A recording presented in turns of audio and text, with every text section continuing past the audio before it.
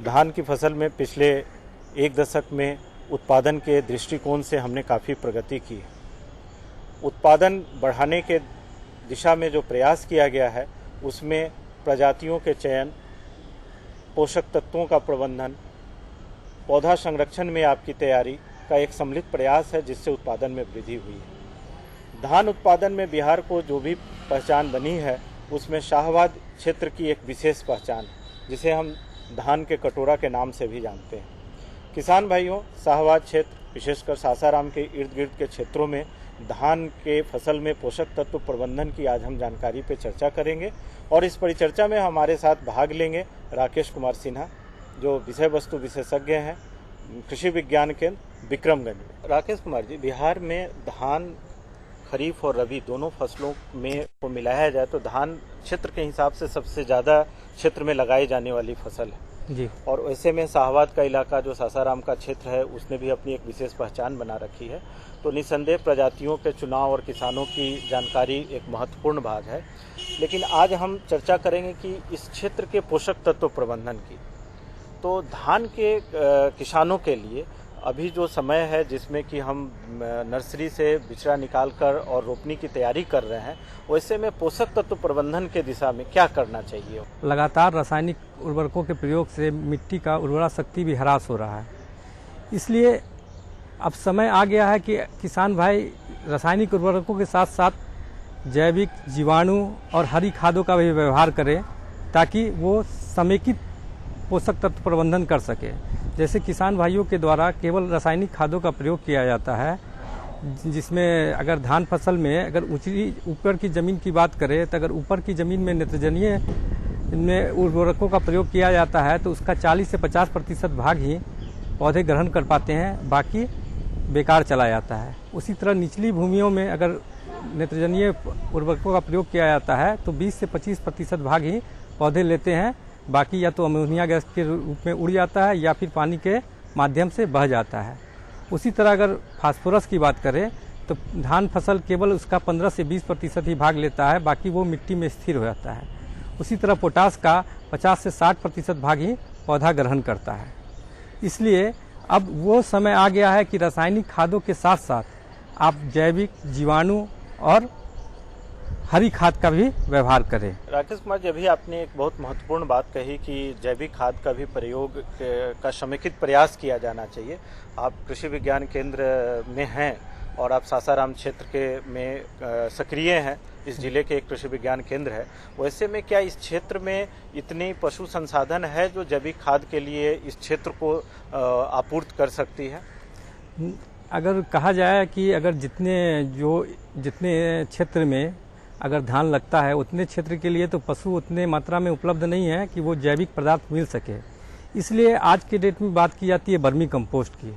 Vermi compost के माध्यम से कम मात्रा में भी वर्मी कंपोस्ट देने पे उतना ही काम करता है जितना कि जो पहले किसान बंधु कंपोस्ट जो बीते दिनों में किया करते थे वो बराबर ही काम करता है। इसलिए अगर 10 टन पहले बात की जाती थी, 10 टन कंपोस्ट की बात की जाती थी कि 10 टन कंपोस्ट डाल करके आप प्रति हेक्टेयर खेती करें साथ में रासायनिक उर्वरकों की, उसी तरह अब आ गया है वर्मी कंपोस्ट का 2 से 5 टन तक डाल करके आप खेती कर सकते हैं। तो इस तरह देख सकते हैं कि आप उसकी आधा या फिर 1/4 भाग भी डालने से वो उतना ही काम कर रहा है जितना कि 10 टन कंपोस्ट काम करता था।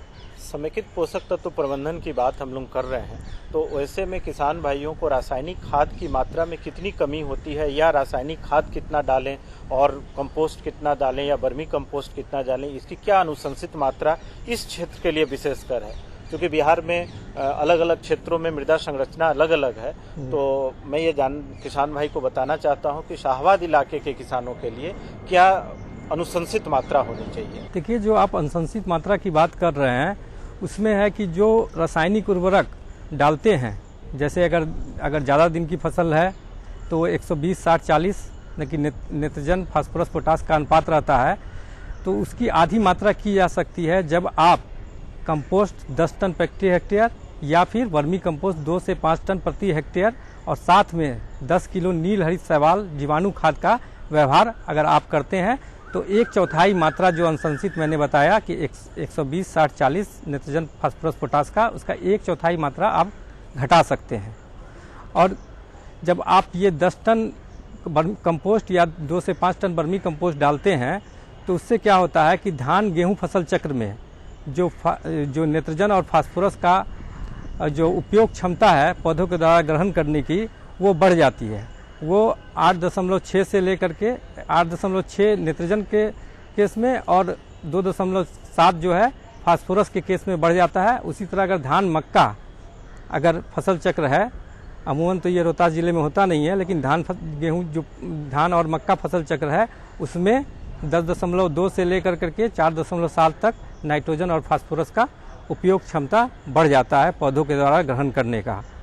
और साथ ही साथ जब आप इसका व्यवहार करेंगे तो जहाँ पे अम्लीय या चूना युक्त मिट्टी है वहाँ पे फास्फोरस, पोटास और अन्य सूक्ष्म पोषक तत्वों का स्थिरीकरण कम जाता है। और जैविक खाद का आप व्यवहार करते हैं तो आपके पौधों को पोषक तत्व धीरे धीरे काफ़ी समय तक उपलब्ध रहता है। और जहाँ बलुआई मिट्टी है वहाँ पे आपको जल धारण क्षमता और क्या कहते हैं पोषक तत्व धारण करने की क्षमता मिट्टी की बढ़ती है। और ये और भी बहुत सारा फायदा पहुंचाता है कि मिट्टी की वायु संरचना को बढ़ा देता है। तो ये सारे फायदे आपको जैविक खाद डालने से होते हैं। शाहबाद जिले के किसान आप लोगों को जैसा अभी राकेश कुमार जी बताया, चूँकि ये कृषि विज्ञान केंद्र विक्रमगंज में स्थापित हैं तो इस क्षेत्र की मृदा संरचना से अवगत हैं। इन्होंने आपको एक सलाह दिया कि आप अगर समेकित पोषक तत्व प्रबंधन की दिशा में जा रहे हैं तो आपके रासायनिक खाद को आप 1/4 कम कर सकते हैं। आज की परिस्थिति में जहाँ पे रासायनिक खादों की कीमत आसमान छू रही है और वो आपके पहुंच से बाहर भी होते जा रही है, 1/4 मात्रा कम करना निसंदेह आपकी लागत को कम करता है। अब एक बहुत महत्वपूर्ण सा सवाल है राकेश जी कि ये मुख्य पोषक तत्वों की बात अभी हम लोगों ने की। बिहार के मृदा संरचना में काफ़ी सूक्ष्म पोषक तत्वों की कमी भी पाई गई है। वैसे में ये सासाराम जिले के जो इर्द गिर्द का भाग है उसमें किन सूक्ष्म पोषक तत्वों की कमी पाई गई है? अमूमन तो देखिए अगर सूक्ष्म पोषक तत्वों की बात करते हैं तो सासाराम के आसपास क्षेत्रों में बहुत कम ही ऐसे क्षेत्र हैं जहाँ पे सूक्ष्म पोषक तत्वों की कमी है। लेकिन जो कमी देखी जाती है वो जिंक की देखी जाती है धान फसल में मुख्यतः। और जिंक की जो कमी होती है वो पौधों में आप देखेंगे कि पौधे के पत्ते पे वो भूरा भूरा धब्बा आता है और धीरे धीरे पूरा पत्ता जो है भूरा हो जाता है। अगर बहुत ज़्यादा जिंक की कमी हो तो वो पौधा मर भी जाता है। ये किस अवस्था में इसकी पता चलती है किसान भाइयों को? वो आप देखेंगे जब रोपने के 30 से 40 दिन के बाद ही पूरा भूरा भूरा धब्बा अब आपके पौधों पे आता है। अगर इस तरह का आपको धब्बा दिखे तो तुरंत किसी विशेषज्ञ से संपर्क करना चाहिए। अगर ये आपको समझ में आ रहा है कि जिंक की कमी है तो आप उस समय आप जो बाज़ार में उपलब्ध लिक्विड जिंक आता है जो 1 ml प्रति लीटर पानी में डाल करके उसका छिड़काव कर सकते हैं। अगर ऐसे भी अगर जिंक की कमी नहीं भी होती है तो भी आपको जिंक का व्यवहार करना चाहिए। अगर 21% जिंक सल्फेट डाल रहे हैं तो 25 किलो प्रति हेक्टेयर, अगर 33% डाल रहे हैं तो आपको 16 किलो प्रति हेक्टेयर के रूप में व्यवहार करना चाहिए। इससे आपके फसल को लाभ मिलता है और आपका उपज भी बढ़ जाता है। किसान भाइयों, सूक्ष्म पोषक तत्व की बात हो रही है, वैसे में आप यह जरूर ध्यान रखें कि जिंक की जो बात अभी राकेश कुमार जी ने आपसे कही, जिंक आज बाजार में विभिन्न ग्रेड का उपलब्ध है। आप जब भी जिंक का इस्तेमाल करने की तैयारी कर रहे हो तो आप निश्चित उसकी अनुशंसित मात्रा का पता कर लें, क्योंकि अलग अलग प्रतिशत के साथ जब जिंक उपलब्ध होता है तो उसकी अनुशंसित मात्रा भी अलग अलग होती है।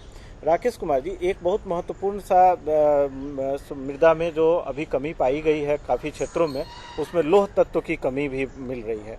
तो ऐसे में इस शाहबाद क्षेत्र में क्या लौह तत्व की भी कमी पाई जा रही है? नहीं, लोहे की जो मात्रा है शाहबाद क्षेत्र में वो जो मैं रोहतास जिले में देखा हूँ वो कहीं कमी नहीं देखी गई है वहाँ पे। अच्छा, इसके अलावा भी कोई अन्य पोषक तत्व अनुशंसित है जिसमें मुख्य पोषक तत्व और सूक्ष्म पोषक तत्व के अलावा जिससे कि हमारी उपज में बढ़ोतरी हो? हाँ, सल्फर। जो किसान अमूमन सल्फर का व्यवहार नहीं करते हैं, जो एसएसपी डालते हैं, सिंगल सुपर फास्फेट जो डालते हैं, सिंगल सुपर फास्फेट के साथ खेती करते हैं, उनको तो उनके खेतों को सल्फर मिल जाता है। लेकिन जो डीएपी के माध्यम से जो खेती कर रहे हैं उसमें सल्फर की अनुशंसित मात्रा नहीं जा पाती है। इसलिए जो किसान भाई इसकी मात्रा नहीं डाल रहे हैं वो 20 किलो प्रति हेक्टेयर की दर से सल्फर का व्यवहार करें।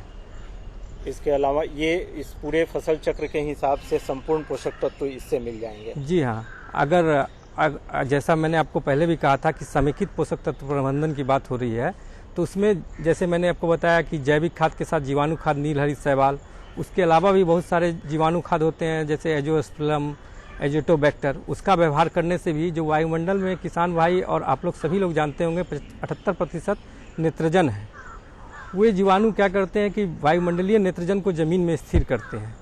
तो इस तरह से आप 25% नेत्रजन का मात्रा कम कर सकते हैं इस जीवाणु के माध्यम से, जो बैक्टीरिया है उसके माध्यम से।